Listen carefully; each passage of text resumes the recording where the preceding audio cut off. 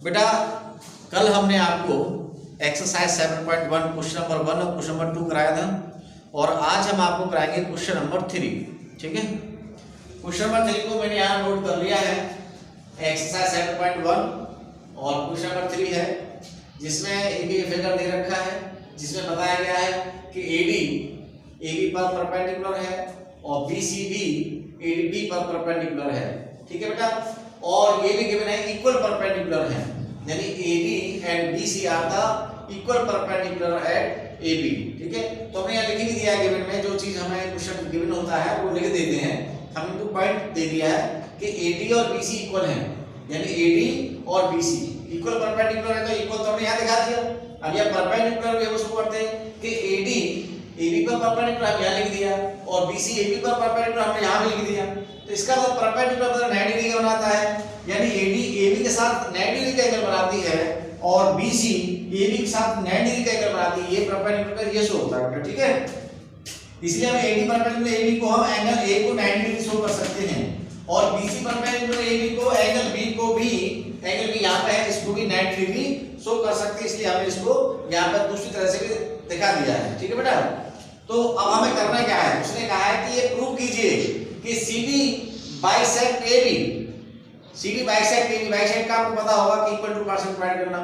तो इसका मतलब दूसरी मैं लैंग्वेज लिख दी है कि CD बाइसेक्ट AB का मतलब होता है हमें ये प्रूव करना है कि OA और OB इक्वल हैं। यदि OA और OB इक्वल आ जाते हैं तो हम ये कहेंगे कि CD बाइसेक्ट AB।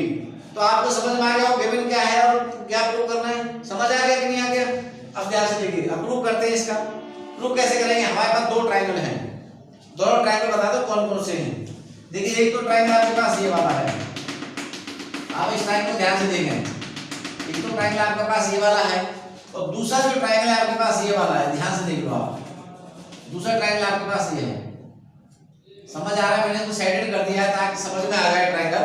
ठीक है, इन ट्रायंगलों में हमने आपसे कल कहा था कि हमारे पास दो ट्रायंगल का जब हम कंपेरिजन करते हैं तो हमें ये देखना होता है कि कौन से तीन करेस्पॉन्डिंग पार्ट इक्वल हैं, कौन से 3 करेस्पॉन्डिंग पार्ट्स इक्वल हैं, हमें ये देखना होता है।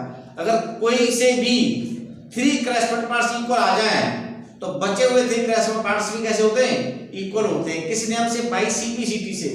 CPCT के बारे में कल मैंने आपको बताया था क्या होता है CPCT, तो आज फिर बता देंगे CPCT क्या होता है। तो ये समझ में आ रहा है। अब हमें 3 करेस्पॉन्डिंग पार्ट ढूंढने पड़ेंगे जिनमें से 2 पार्ट हमें ऑलरेडी गिवन है। क्या क्या गिवन है? इन ट्रायंगल के बारे में लिख लेते हैं पहले। इन ट्रायंगल जो साइड के हमने लिखना है हमें OBC एंड ट्रायंगल हमने यहां से लिया OBC से लिया, O से लेंगे दोबारा भी, दूसरा ट्रायंगल O से काउंट करेंगे OAD। अब OBC और OAD में क्या क्या करेस्पॉन्डिंग पार्ट्स इक्वल है वो चेक करिए। एक तो हमें ये पता है कि एंगल B और एंगल A इक्वल है, तो वह ये लिख देते हैं angle B equal to angle A। Reason लिखना पड़ता है साथ में हमें, क्यों? क्योंकि ईच 90 डिग्री।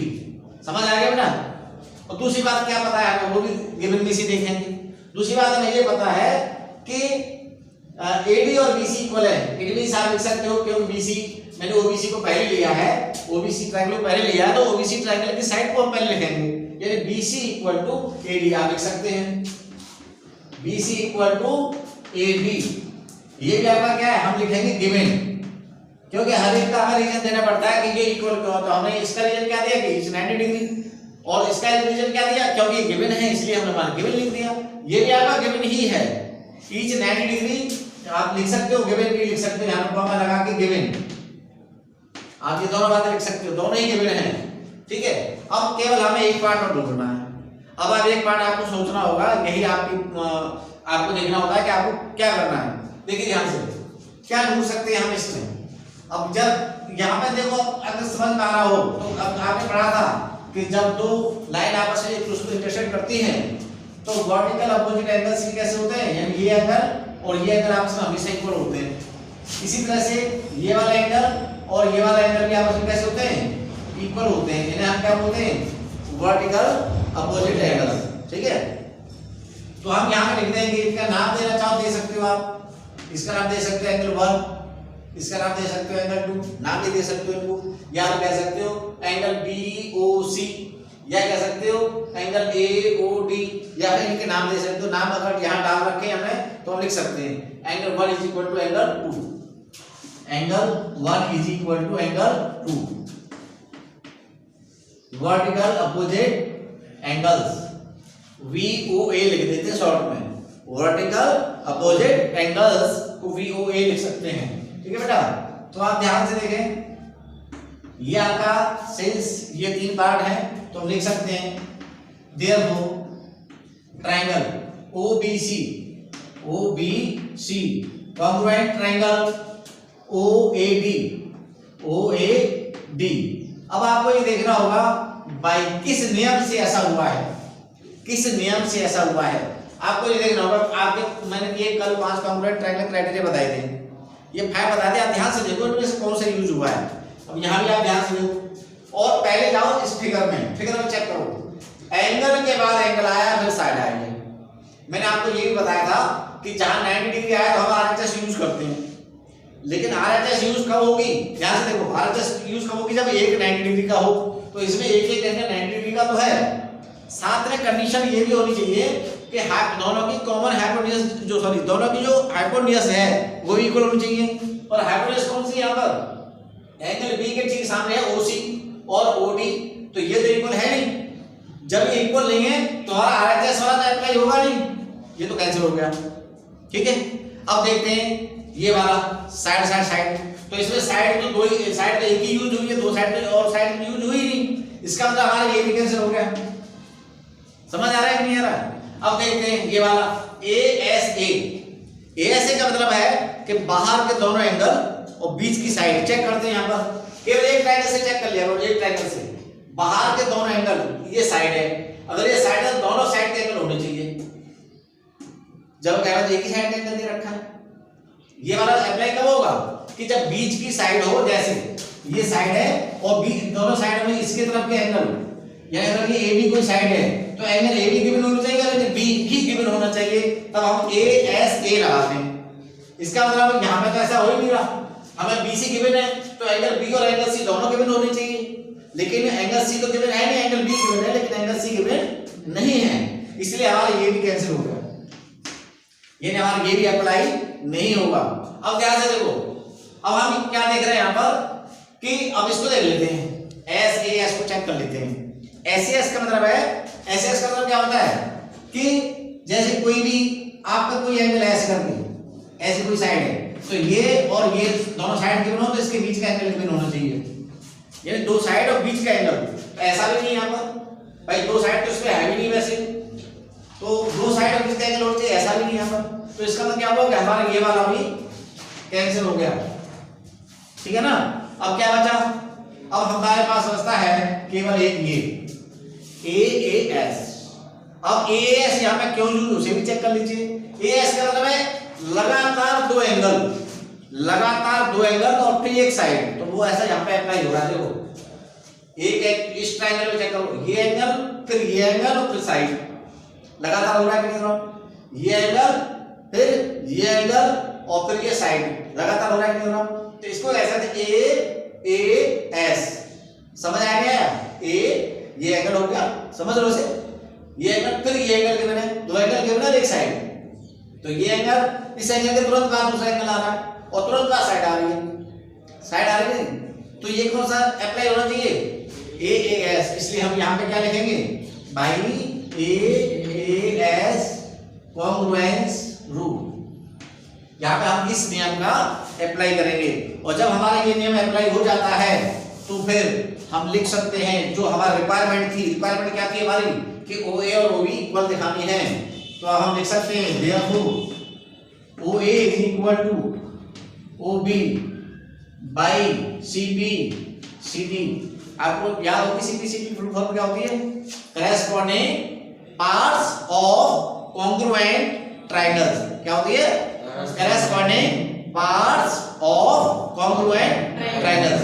समझ आ गया, तो इस तरह से आपका ये, अब हमें लेकिन ये लैंग्वेज चाहिए कि हमें लैंग्वेज क्या लिखनी, ये वाली CD बाइसेक्ट से भी, तो अब करती है कोई दिक्कत नहीं। देयरफॉर हैंस कर सकते हैं, हैंस CD bisects AB। आप चाहो तो यहां भी लिख सकते हो हैंस प्रूफ। अगर आप हैंस यहां नहीं लिखते हो, देयरफॉर लगा दो यहां पर हैंस प्रूफ, ऐसे लिख सकते हो आप हैंस प्रूफ। समझ में आ गया कि नहीं आ गया? Thank you.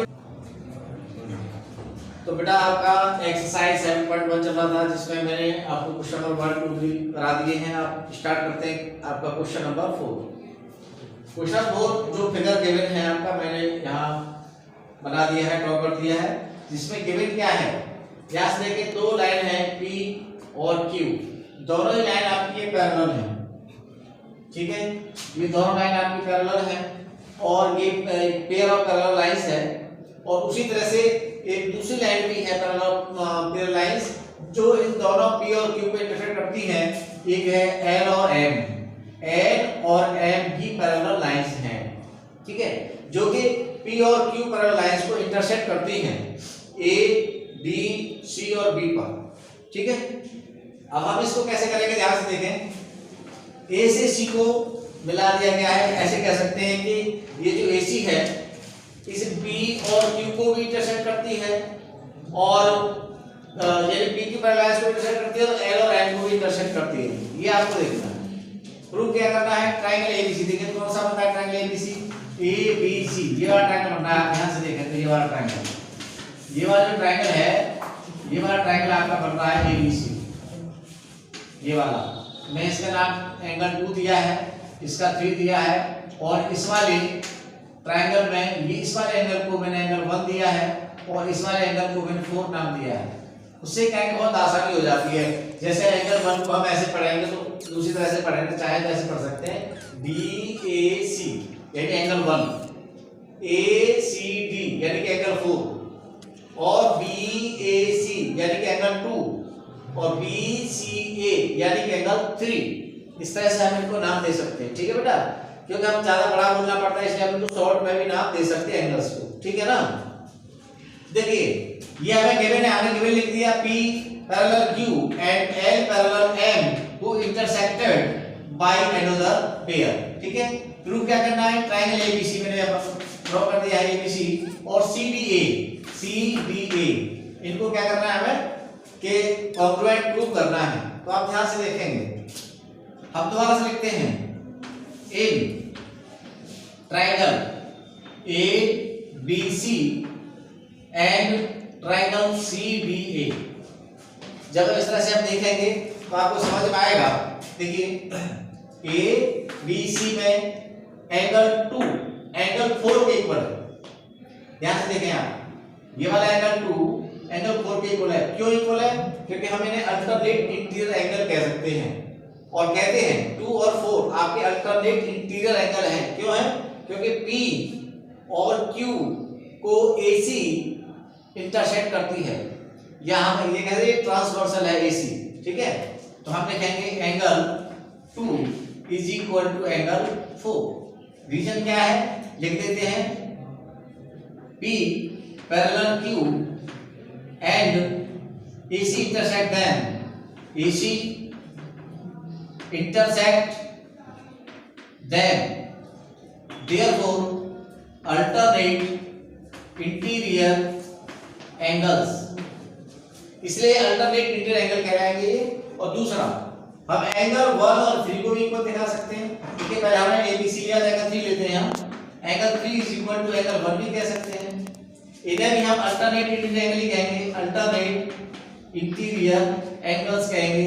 अगर कोई इसका भी रीजन जानना चाहे तो रीजन लिख सकते हैं हम। क्यों लिख सकते हैं, 3 और 1 क्यों इक्वल है, उसका रीजन ये है कि आप देखें L और M आपकी पैरेलल हैं, L parallel M and AC intersect them, AC intersect them, इस वजह से अल्टरनेट इंटीरियर एंगल होंगे, और अल्टरनेट इंटीरियर एंगल आपको पता है बराबर इक्वल होते हैं। और तीसरी बात हमें और बोलनी है, इसमें दोनों ट्रायंगल देखिए AC दोनों में कॉमन है। क्या है, AC is equal to AC, ये क्या है आपकी दोनों में कॉमन है। तो तीन चीज आपको पता चल गई। हमें 3 चीज ही पता करनी होती है, यानी कोई से भी करेस्पॉन्डिंग 3 पार्ट्स इक्वल करने होते हैं, वो इक्वल हो गए हैं क्योंकि 2 तो गिवन में ही हो गए थे, आपके गिवन से मिल गए। तो हम क्या लिखेंगे, therefore triangle ABC, triangle ABC congruent triangle, कौन सा, सीडीए, सीडीए। अब रीजन लिखना पड़ेगा। रीजन क्या लेंगे आप, देखो ध्यान से, ये है आपका एसी, एक ये है और एक ये है, जहां पर ये एंगल है 2 और ये एंगल है आपका 3, यानी कि इस साइड के दोनों तरफ के एंगल यूज हो रहे हैं। ध्यान से देखो, इस वाली साइड के दोनों तरफ के एंगल यूज हो रहे हैं, यानी एंगल साइड और angle, angle side angle use हो रहा है। देखो ध्यान से, एंगल ये लिया, फिर साइड, फिर angle, angle side angle use हो रहा है। तो आपको कौन से कॉन्ग्रुएंस लेना पड़ेगा, angle side angle congruence rule, इस वाले हम नियम का फॉलो करेंगे। तो इस तरह से आपका हो गया बेटा हैज प्रूव।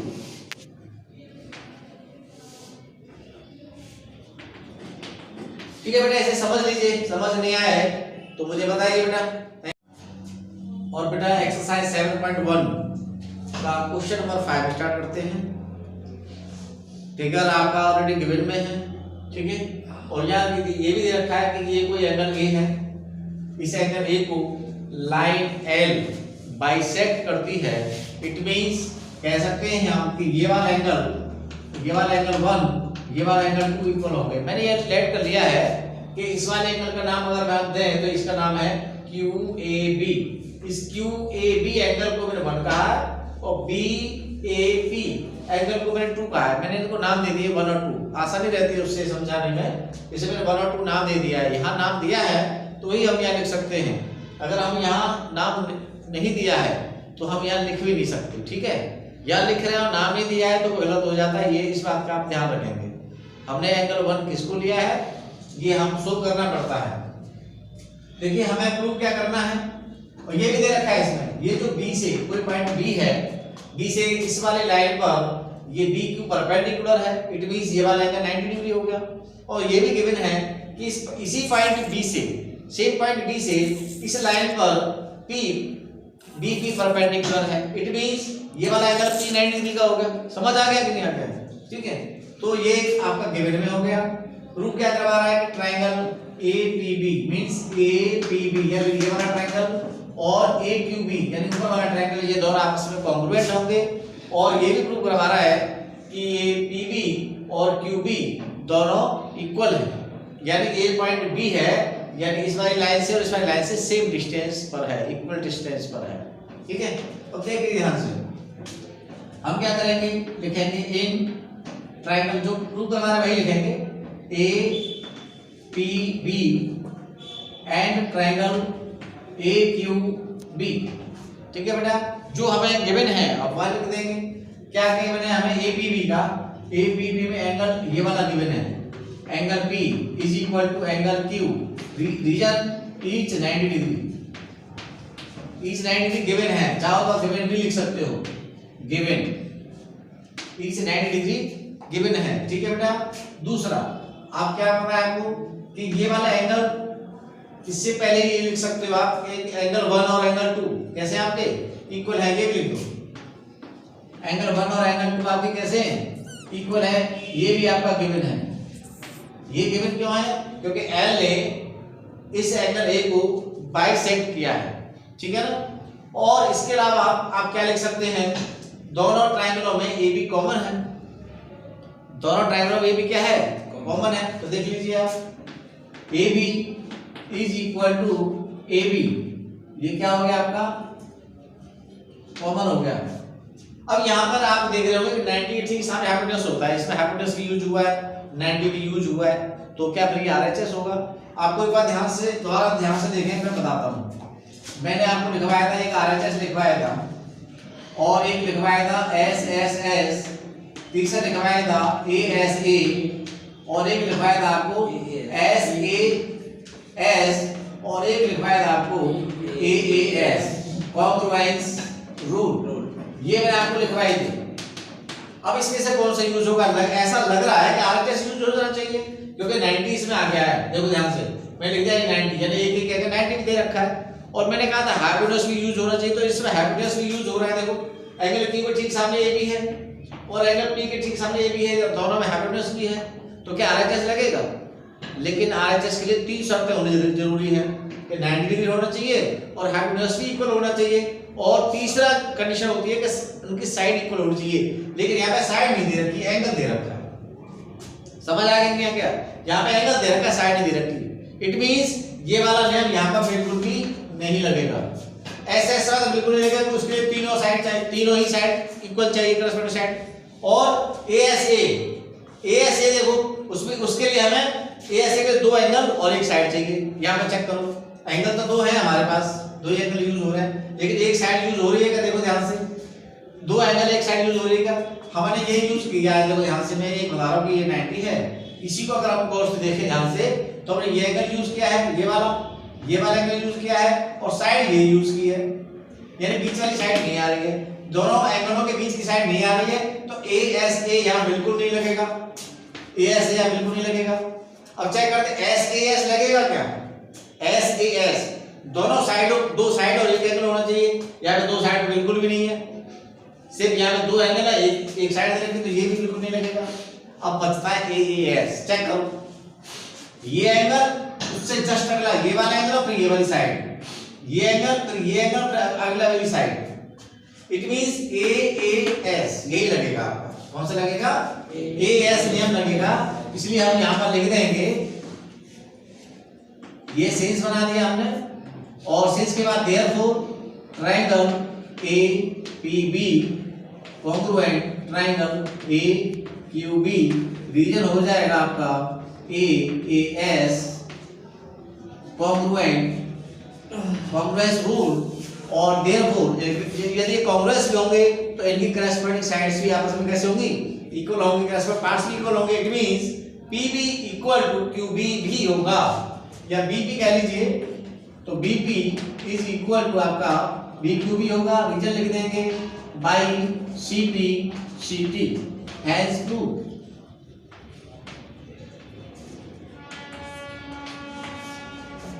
शायद आपको समझ में आ गया होगा। कोई दिक्कत किसी को?